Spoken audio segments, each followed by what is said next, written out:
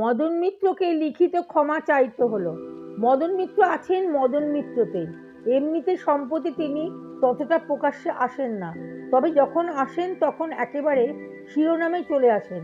সম্প্রতি তৃণমূলে বিভিন্ন পদ পেতে গেল কত টাকা দিতে হয় তা নিয়ে মদনের বক্তব্য দল খুবই বিড়ম্বনায় পড়েছিল। তারপরে ক্ষুব্ধ হন মুখ্যমন্ত্রী। সম্প্রতি কামারহাটির বিধায়ক মদন মিত্র বলেছেন, তৃণমূলের জেলা কমিটির সদস্য হতে গেলে নাকি 10 লক্ষ টাকা করে দিতে হয়।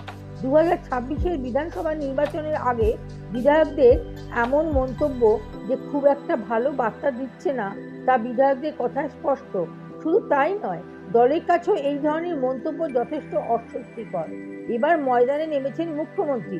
আগামী 10ই ফেব্রুয়ারি তৃণমূল পরিষদীয় দলের বৈঠক ডাকা হয়েছে। ওই দিন বেলা 1টায় বৈঠক হবে বিধানসভায়। সূত্রের খবর, সেখানে বিধায়কদের বার্তা দেবেন মমতা বন্দ্যোপাধ্যায়। আচরণবিধি এবং দলীয় শৃঙ্খলার ক্ষেত্রে জোর দেওয়া হবে। আর তার আগেই মদন ঘুরে গেলেন একদম 180 ডিগ্রি।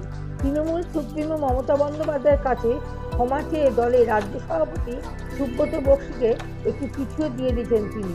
আর তারপরেই বিধায়কদের নিয়ে বৈঠকে বসতে চলেছেন মমতা। বিধানসভাতেই বসবে সেই বৈঠক, দিনক্ষণও জানিয়ে দেওয়া হয়েছে দলের তরফে। রিপোর্টে শাশ্বতী চ্যাটার্জি, টার্গেট নিউজ, কলকাতা।